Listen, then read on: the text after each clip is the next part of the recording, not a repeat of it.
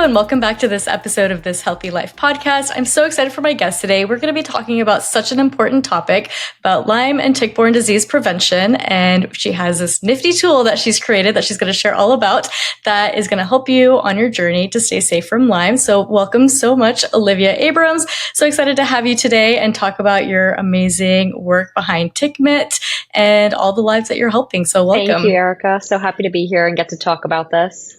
Absolutely. So I'd love for you to start with a brief intro, a little bit about yourself and your own Lyme journey and what led you to start TiCK MiTT. Yeah, so I grew up in New York City, but spent most of my childhood summers in upstate New York, which, right on the border of Connecticut. So pretty close to the Lyme capital of the world. And I remember being 7 years old and suddenly having a really difficult time walking. My knee basically blew up like a balloon. I would, jump on one leg just to get to the bathroom. I started having to sit out of PE class, and I had a lot of floors at my elementary school. So getting up and down and going to class was really difficult.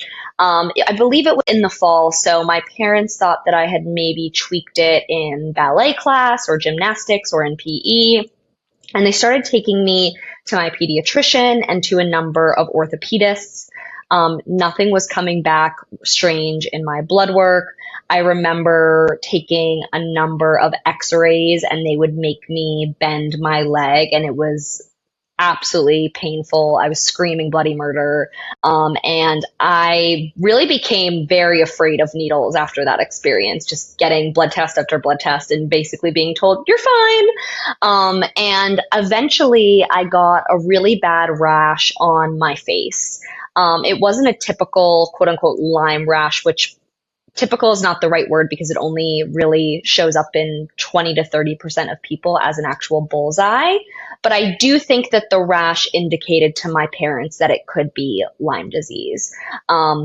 This was back in the early 2000s, and so not as many people knew about it, but my dad had a friend who, had passed away from very debilitating Lyme symptoms many years before. And so he knew that because I had this rash that we should bring up to my pediatrician that we had been spending time, in a very rural community over the past few months. I never found a tick on me. And I started going on antibiotics. I was probably on it for a couple of months, in addition to taking physical therapy classes 3 or 4 days a week. I feel like in that time, I remember recovering at least to the ability that I could participate in sports and PE classes again as a child. But I never really thought about it too much after that.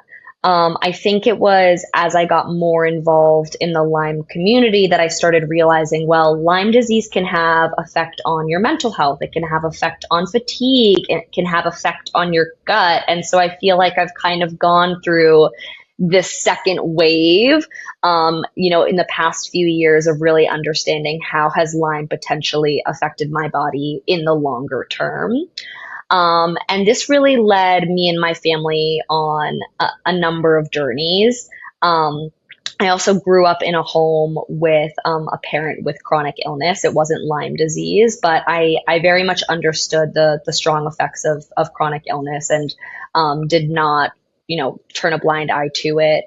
And I always had, this is where the story gets interesting. I always had really big dogs growing up, and they were usually black mastiffs, 150 pounds. And, they would just run around our, little farm. And we wouldn't know where they would go. They would go into the woods and they would come back, until we had not known where they had been. And then I would sleep with them in bed at night. It was probably very unsafe, knowing that they were covered in ticks. But because they were mastiffs, they would drool all the time. And so we would have these towels laying around our home. And when one of them would start drinking from the water bowl, we would all yell, someone's drooling, get the towel. And we would run over to them and wipe their face with this towel. And usually whatever they had been digging around in outside would come up on the towel. So sometimes we would find insects, once in a while a tick. We would find leaves or other kinds of debris. And so, when I was in high school, my dad thought maybe we could turn this into a tick towel or a TiCK MiTT. And so he started working with a tick scientist and a product engineer when I was in college. And I thought, this is a really amazing idea. I think it could help so many people. And I don't want to see other people go through what I watched my dad go through or what I kind of remember experiencing as a kid. And that really led to us creating our company, TiCK MiTT.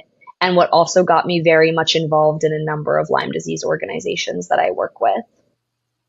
Amazing. Yeah, it's so great. It's awful that at that age you were already kind of dealing with Lyme and, kind of trying to uncover what was going on, especially when you're in school and you just don't know what's happening to your body, right? When you're so young. But I love that you've been able to turn it into something that's going to help so many people out there. And, like you mentioned, pets too. I think people don't realize that pets are just such a huge potential carrier of bringing ticks into our home and into our bed and all these places that you don't know what your dog's rolled in or walked through, right? It's and especially if you have a dark colored dog, how are you supposed to see anything on that, right? So it's definitely something that people need to be aware of and conscious of. Yeah, and I think what I've realized is that people have a very strong misunderstanding when it comes to tick protection for their pets, especially. What I've really realized is a lot of people have said to me, well, my dog is on a flea and tick medication or they're on a collar.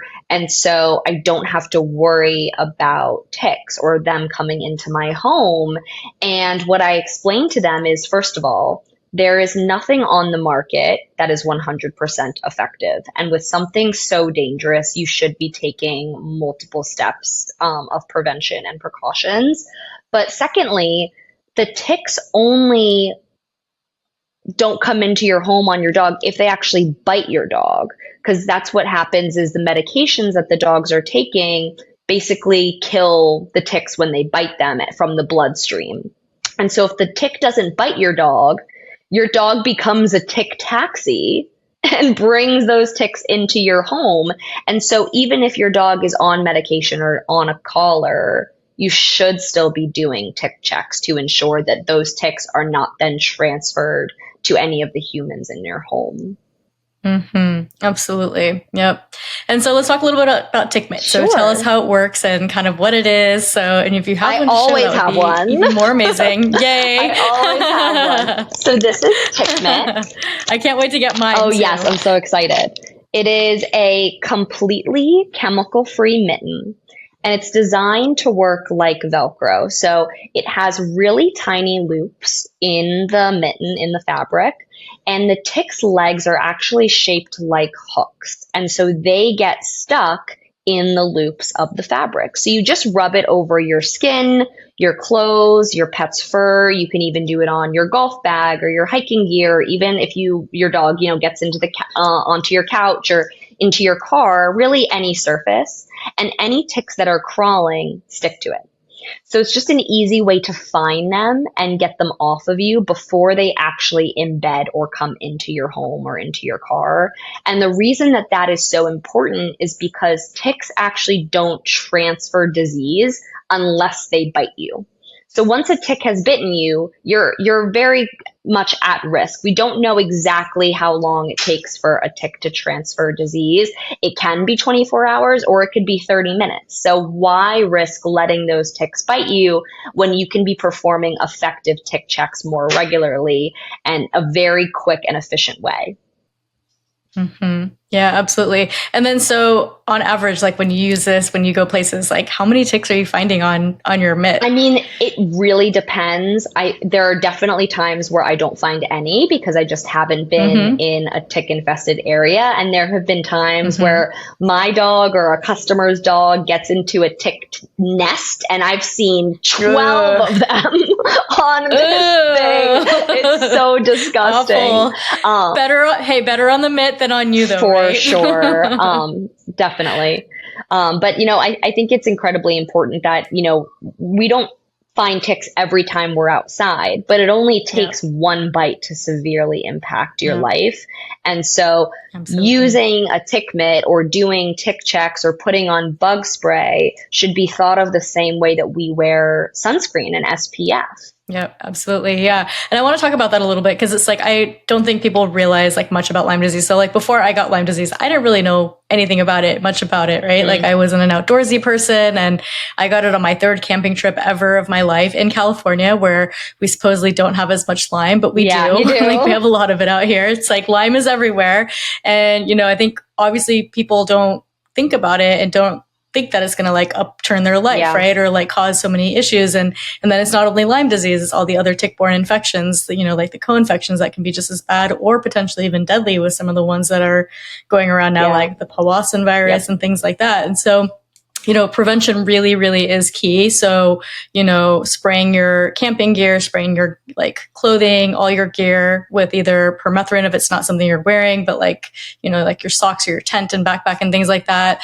And like something safe that's for your body. But then doing these tick checks, right? Like checking your body, making sure, especially like in your hair, in your groin, in your armpit, like places where they like to kind of go and hide. And it's like, is it a speck of hair or is it a tick? And then, having something like the TiCK MiTT that you can just kind of rub all of your body or your gear, like you said, and your pets to kind of give you that extra layer of protection and hopefully catch it before it's actually biting you and embedding in you, right? And it's like, and I think another thing that people don't think about is Lyme and tick-borne disease is a year-round issue. Like it's not like they die in the winter, especially like as our climate is changing, right? Like we're not getting as cold winters, and some places like California don't get cold enough to even kill them.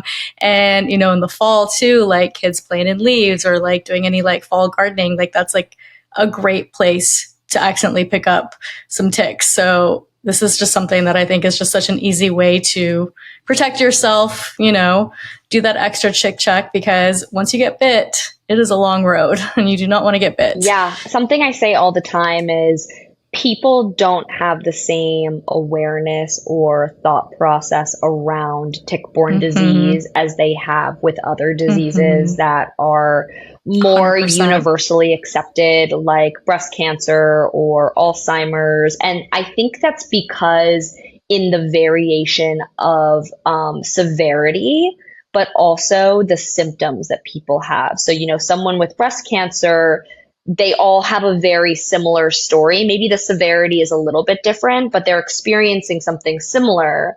Whereas people with Lyme, some people like me, I go on antibiotics for a few months, my knee gets better and I think I'm fine. Or maybe I get bit by a tick, I, have a fever for a little while and I'm really tired. I go on antibiotics and then I'm okay. And then there are millions of people living with debilitating symptoms that everyone just forgets about. And I don't know exactly, why that is. But I feel like we all need to find a way to increase awareness and have more understanding around tick-borne disease. And, better testing, obviously, too. That's like another big one. And there's so many layers. It's like a whole other podcast, right? Let's stick to prevention so people don't get sick on this one. Yes. Well, when it comes to prevention, one thing I will say is depending on what types of activities you're involved in or what age you are, it very much can increase the likelihood of getting bit by a tick. Children are the number one group who get tick-borne disease. I got it when I was 7, and it's because of the amount of time they're spending outdoors and their willingness to go places that adults won't go. Like me as a 26-year-old, I'm not going to walk through the middle of a bush or roll down a hill, but kids will do that. And so the likelihood of them getting bit by a tick is significantly higher. And a lot of the times they're participating in outdoor activities like Boy Scouts or camp, and the adults that are watching them during that time are not necessarily teaching them about the importance of tick checks. So I do think it's incredibly important that that is something that parents do. Of course, we talked about pet parents are a huge portion of people who get tick-borne disease because their dogs or their outdoor cats or even their horses could potentially be coming inside or you're interacting with them. And also, The other group of people are the people who are working outdoors. So all of our, search and rescue teams, utility, construction workers. I mean, most of those people on the job are never being told that they need to check for ticks. So how does this become a safety issue that we're considering in a number of different areas of life? Yeah, no, I mean, that's a great point, right? It's like so many people that don't think about it or work, or even like in movies, right? Like there's so many actors that have contracted Lyme, like filming on set and having to be places. And sometimes I'll just be like watching a show or like a movie and they're clearly filming it in like the Northeast or someplace that's like super endemic, and they're just like laying in the grass or walking through a forest. And I'm just like, oh my God, I can't watch this because I really hope that they're going to be okay. And, not in like a year or two hear that, hey, they have Lyme disease. And you're like, yeah, probably from filming that movie in an endemic area, not being educated on, tick prevention and like what to do, or having a TiCK MiTT on set, right? Yeah. And something that I've been seeing a lot recently, and I'm sure you heard this, but Justin Timberlake just came out with him having Lyme disease as well. And so a lot of people, their first inclination is to say, well, only celebrities have Lyme disease because they're in the Hamptons and they're getting bit by ticks there. And there are a lot of ticks in the Hamptons. And yes, there are ticks in the Hamptons. But the other thing that we aren't acknowledging is these people could have been bit years ago. And because of the nature of their jobs, they are incurring so much stress in their mind and on their bodies, and could also be exposed to mold, traveling all of the places that they do. And all of the combination of all of these things could allow for the Borrelia bacteria in our bodies to start acting up. And that's something that I think a lot of people don't understand about this disease, is that if you get bit by a tick, you're not automatically 2 weeks later going to start seeing symptoms every single time. Yeah, absolutely. And like you said, like so much environmental stuff too, right? It's like mold is such a big trigger when you have a compromised immune system from Lyme or other tick-borne infections. There's so many strains of Lyme. If your immune system's kind of keeping up with it, you're not necessarily going to experience that until you kind of hit that layer of stress or get bit again or something else happens. And, people think that you only get it in the Hamptons or in these like rich areas, but the reality is Lyme is everywhere. Like I think everywhere except for Antarctica is what they've said. And like birds carry Lyme around, like, rodents carry Lyme around. It's in urban parks and like urban areas too. Like, even here in LA, my friend's seen ticks at like a park in West Hollywood, like in the middle of the city. Like our neighbors have had ticks in their yard, and it's like, we live in the middle of the city, like they're just everywhere and they can get around so easily just with different vectors. So I think the idea that you're safe because you think you're in a place that doesn't have it, like shouldn't really be what you rely on to stay safe, right? Like you really should be making sure that you're aware of like doing tick checks and like obviously like always kind of checking your body, checking what's going on. Anything you see that looks a little different or dark or strange, like definitely investigate, right? Or a strange rash for sure. Yes, or a strange rash.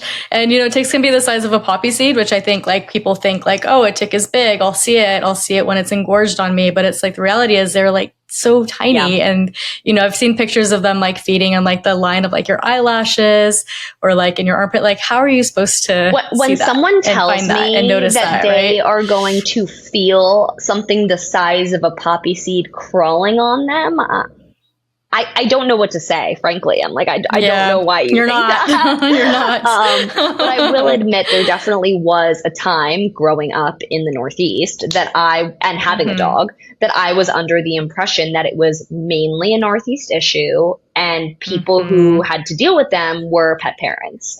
And when I started this business and started traveling, people around the country were telling me crazy stories about things that had happened to them, not just in the US, but in other countries too.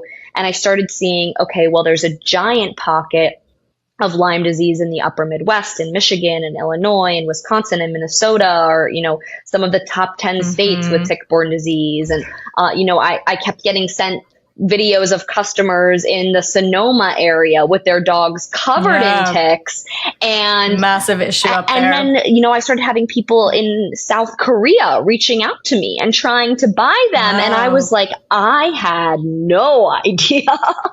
And I think a lot of people go through that experience when they start learning more about it. Yeah, absolutely. Like, it's just crazy, like how much it's exploded in so many areas that, every year it's just getting exponentially worse. I think there was a recent study I saw that there was a beach in Connecticut that had so many ticks on it that they had to just close the beach because they were just like, this is not even safe to go on because it is so covered in ticks. And I'm like, how does it get to that point, right? That like a beach, which you would think is safer, which is, we know it's not necessarily true, but like how does it get to that point that it's just so covered in ticks that you can't even go to it? Yeah. And so it's pretty wild where things are going, and, points to even more that like prevention really is key when it comes to tick-borne diseases, because, relying on testing, relying on waiting to get better if you accidentally get bit is just not a good plan. No. And I think there's a few things that are really going to affect what happens over the next few years. I like you said earlier, climate change has a huge impact on, the amount of ticks that we're seeing. Deforestation and building of more urban environments are causing, let's say, the backyard a mile from your home that now is condos.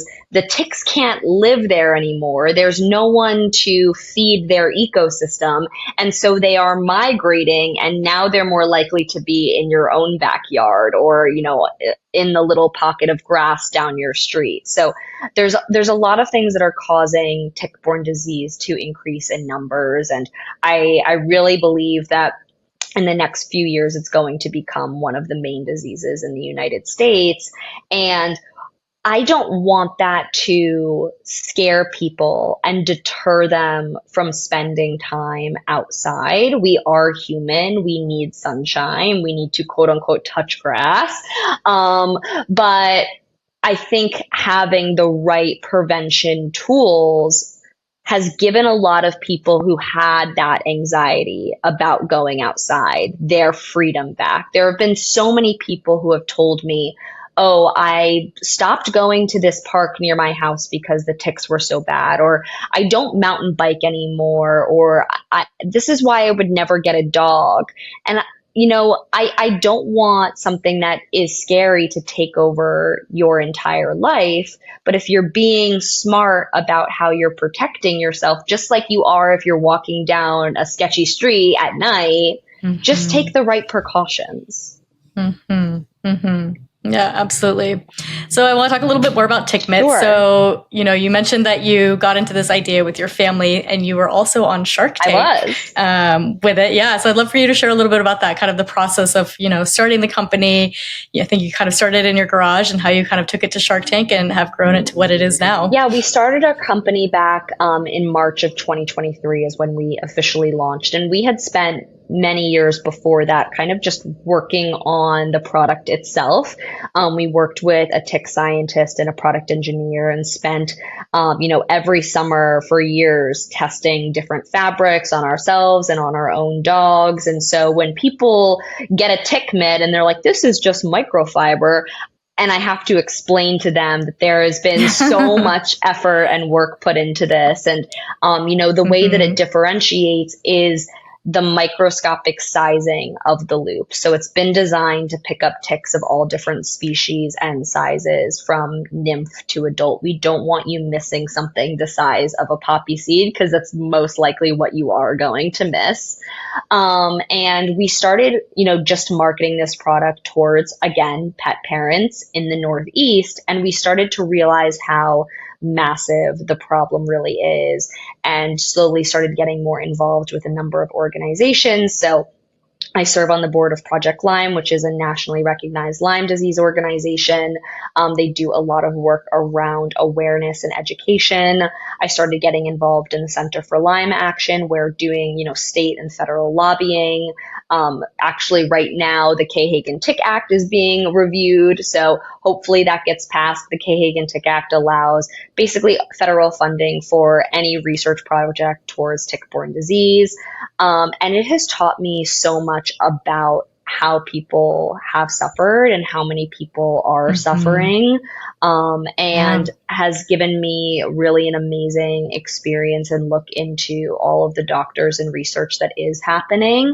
I just think that we're still, incredibly far behind despite the strides that we've made. So again, this is why prevention is so important, because getting the testing and getting diagnosis and getting any type of treatment is incredibly difficult, and insurance doesn't often cover it. But we started growing pretty quickly within our first year. And I had a friend of a friend who I had a lot of people tell me that I should be on Shark Tank, but I had a friend of a friend who knew someone who worked at Shark Tank, and she introduced me to them. And it happened all very quickly. What we really wanted, our goal going on to the show, was for more people to understand tick-borne disease. There have been a lot of other companies that have been on the show that, are bug related and, deal with mosquitoes and things of that nature, but which are equally as annoying, but not as bad as ticks. Exactly. And so I think that it was really powerful for us to have the opportunity to really highlight why this is so important to millions of people. It's an incredible experience, once in a lifetime, kind of like jumping out of a plane. It's intensely nerve-wracking, but they, do their absolute best to make you feel calm.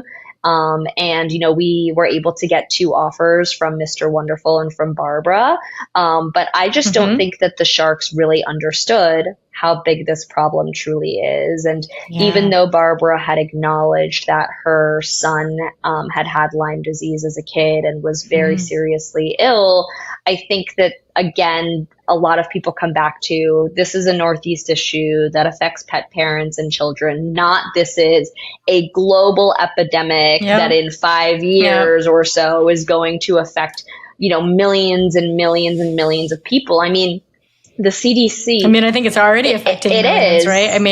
The CDC numbers are way lower than what is actually probably happening with Lyme disease and what those real numbers are. The CDC just came out with a study saying that 1 in 11 people in the U.S. get bit by a tick every year, and 50% of the ticks in the Northeast carry Lyme disease. So that number is very high.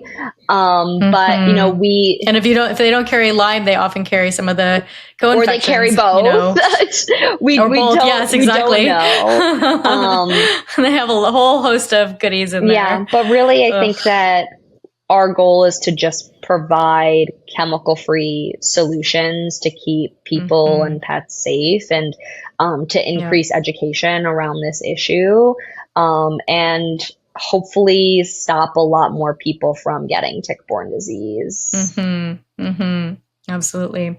And then, so let's talk a little bit about kind of using the mitt. So, obviously the mitt is like chemical free, doesn't have any additives or anything, which is great because you're not putting that all over your skin. But do you also, as a secondary measure, like especially if you're going to be out in the woods and things like that, do you recommend, in addition to the TiCK MiTT, using some sort of, more natural spray or, secondary preventative I think it measure, really depends. Or is the TiCK MiTT tends to be enough? I think it really depends on your activity.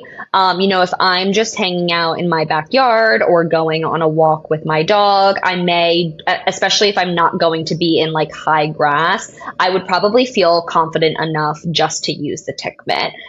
If I am going to be, somewhere where there is high grass, maybe I'm going to use some of the more chemical-free bug sprays and the TiCK MiTT. But if I know that I am going into the woods or leaves or doing gardening or any other kind of yard work, I am tucking my pants into my socks. I'm putting my hair up. I'm putting on a hat. I'm using permethrin on just my clothes, not skin. Do not put it on your skin. It can be toxic.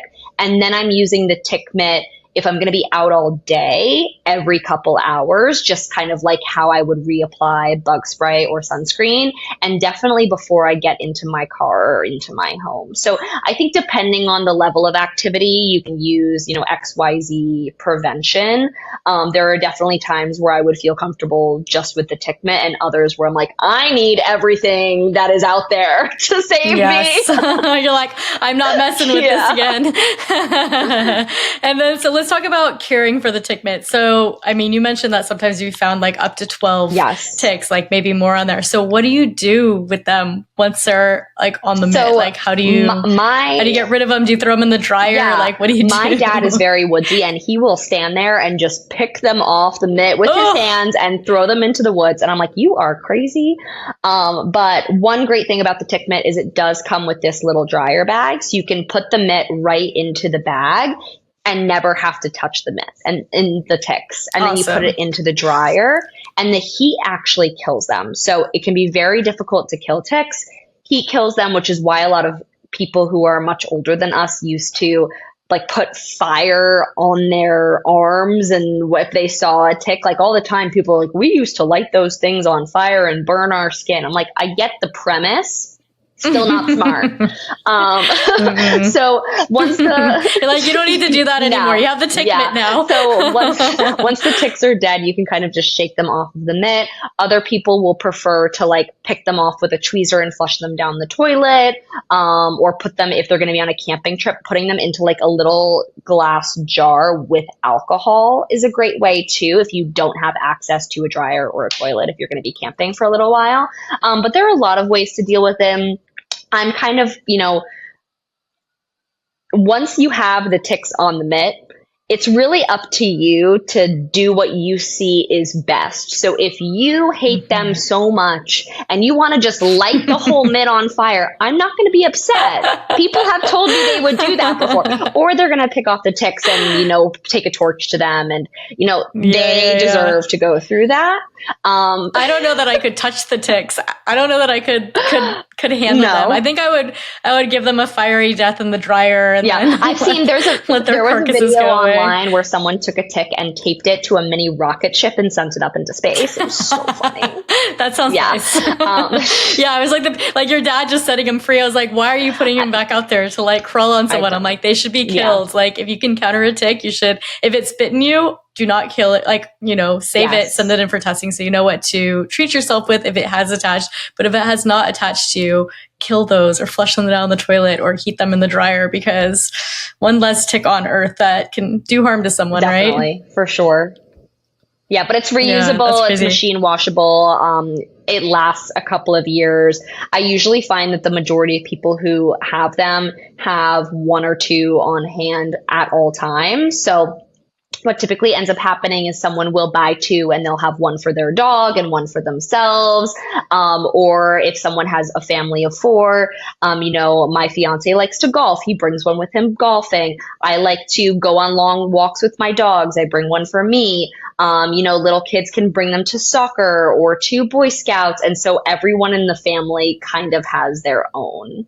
And when you're using them for like some of these outdoor activities, so you mentioned like if you're doing gardening, you might kind of use it a couple of times. So like, do you recommend using it just kind of at the end of your outdoor activity, or is it something that you should be using kind of like every hour to make sure you don't have like a tick on you that could embed? Yeah. Like what's your kind of recommended way of use? I would think about it the same way that you think about bug spray or sunscreen. So, every few hours, you just do a quick rub down of your body, and that's going to prevent fewer ticks from attaching. It can take a long time for ticks to attach, but every once in a while, they can attach very quickly. I usually, and it depends on what activity you're doing, but if you're kind of just walking through grass and a tick is on your foot, it's probably not going to bite you there. Like we were saying earlier, they tend to like to go somewhere where they can kind of burrow, and you're probably not going to see them. So behind your knee, under your like armpit. dark, warm, moist exactly. places, right? So they kind of have to make their way there, which can take a bit of time.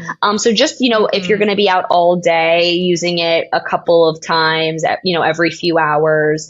But I think the most important part is doing it before you go back inside. So if you have to get into your car or if you have to go into your home, making sure that you're not bringing ticks in with you is incredibly important. Yeah.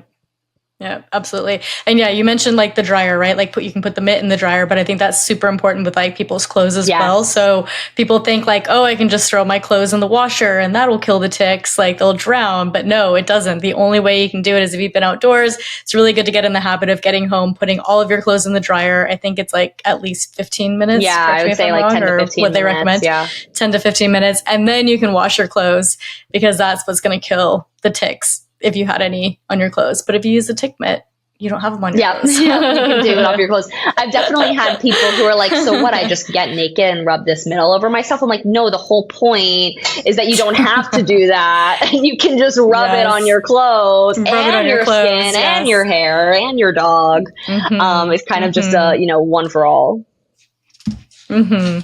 Awesome. And then, so, I mean, you've had the TiCK MiTT for a while now, and you mentioned like you're getting orders from like South Korea and all these kind of like crazy places. I'm sure you've heard some kind of amazing stories of people that have really been, saved by, finding ticks on them that maybe they didn't even really see with their eyes. Like, what are some kind of stories that stand out to you from people that have used the mitt that it really made a difference in their life? Yeah, I mean, I've definitely had people who have kind of just come up to me and say, like, I love this thing. It works so well. I use it all the time. But I think what sticks out more to me is kind of what I was saying earlier, is that a lot of people said, oh, I stopped going to the park by my house, or I stopped hiking because I was afraid, and I feel a little bit better having this. And I think that the TiCK MiTT, in addition to finding ticks, curbs a bit of your anxiety. And I also think that it's a physical reminder to do a tick check. So a lot of people kind of just forget that they have to do things, and they need that visual cue to do them. So like if you don't have your toothbrush on your counter by your sink in the morning, you may forget to brush your teeth. Or if you don't have sunscreen when you go to the beach out on the blanket, you're not going to put on sunscreen. So it's the same thing as having this visual cue that you should be doing tick checks. And I think that that really helps people too.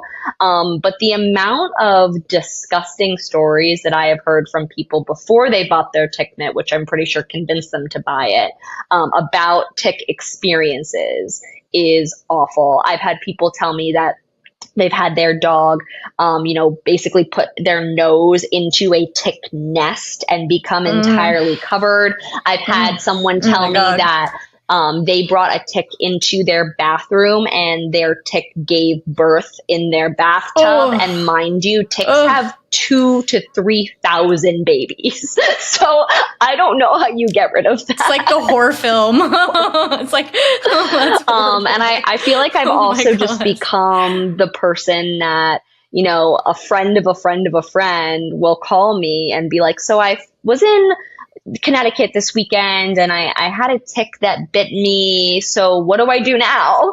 And I feel like I've accumulated so much knowledge to give sound advice, which, like you were saying earlier, always, if you have the tick, which a lot of people don't, is always making sure that you're saving it for testing and, not taking chances and calling your doctor right away. I think that I've seen a lot of people be naive when it comes to this. I think a lot of it starts by us not learning about it as children. And so I've seen, I was at like a little event a few weeks ago, and there was this teenage girl who came up to me with her mom, and her mom was thinking about buying a TiCK MiTT. And the teenage girl said, oh, but mom, like, you don't really need that. Like, we don't really get ticks. And her mom says to you, honey, you are on doxycycline right now for a tick bite. I don't know why you don't think that we need this. So it's like, how do we teach kids, how to do tick checks the same way we teach them to blow their nose, brush their teeth, or wash their hands, or not sneeze on people. Like, it's a safety and hygiene issue. Yeah, absolutely. Oh man, and she was lucky that she saw the tick bite, right? To even be taking doxy, and hopefully she's taking enough doxy that she's not gonna be left with issues, because that's a whole other podcast that we could talk about, I'm sure. But yeah, like prevention is just so crazy with it just being such a growing issue, and really the only thing we have is prevention and awareness, to be careful with it, because otherwise it's a long journey for sure. So speaking of kind of like the future, we have time for one more question. So I want to talk a little bit about, obviously you're more in the prevention space, which is amazing because we need that more than ever. And, tick-borne disease is growing exponentially every year. And, hopefully there's going to start being some changes with better testing and, better funds for research and things like that. But where do you kind of see the Lyme world moving in the next, not necessarily just Lyme, but like tick-borne world kind of moving in the next 5 years? Are we going to have better tools for prevention, better testing? You're on the board with Project Lyme too. So we'd love to kind of hear a little bit of your insight and what you're working with them as well. Yeah, I think all of those things are true. We will definitely have better prevention. We will have better diagnostics. I think we will have more research around different forms of therapy other than antibiotics, especially for longer term patients. I think that we're going to have a better understanding as to how children can get Lyme in utero. There's a lot of research going around as to how mothers pass Lyme disease onto their babies. I think we're going to have a better understanding of these other tick-borne diseases. There's a lot of research going on right now around alpha-gal because that's growing very quickly. Yes. Oh man, for those who don't know, and I think the CDC estimates that over 300,000 people are diagnosed with this or get it every single year. Alpha-gal is a disease that causes people to have anaphylactic shock to mammalian products. So sometimes people will eat a steak and then they'll wake up in the middle of the night and they can't breathe and they're sweating and they have to get an EpiPen or go to the hospital. There are some people who could just be a little bit itchy and, break out in hives. And then there are other people who can't eat, meat or dairy or eggs or use toilet paper because it has some sort of product in it or even be in the vicinity of like meat cooking. Or go to a hotel because the pillows have been scented with something and it changes your entire lifestyle. And I think that we're seeing a lot more articles come out about that. And so we're finding more research. I know that there have been, I believe it's like the 9th or 10th most common allergy in America right now. And so there have been a lot of movements and pushes to get the FDA to put labels about that on products. So I do think that we'll start to see some of that come into play. And hopefully we'll also just have more, required education for schools and for people who are working outdoors and more resources for someone to find a doctor, because a lot of people struggle when they get a Lyme diagnosis. They don't know where to go. I mean, I had someone call me a few weeks ago who told me that they found a quote unquote Lyme doctor who wanted to meet them at a cafe and said that they were affiliated with ILADS, which is a Lyme disease organization, and they were not affiliated with Lyme ILADS at all.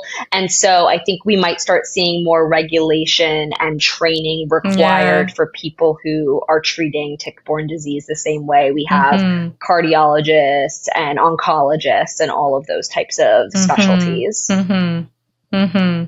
Amazing. Well, Olivia, thank you so much. We're going to link to how you can get your own TiCK MiTT here in the show notes. But yes, we're going to add it here. And I've got a discount code for you guys too, so you can save a little bit of money and order some for yourself and for all your loved ones, so that everyone can stay away from these nasty little critters that are just taking over our world. So and exactly 100%. And Olivia, if people want to find you online and social media, what's the best place to find you? You can find us at TiCK.MiTT on Instagram, TikTok, and all the things. Awesome. We'll link to everything in the show notes as well. So thank you so much.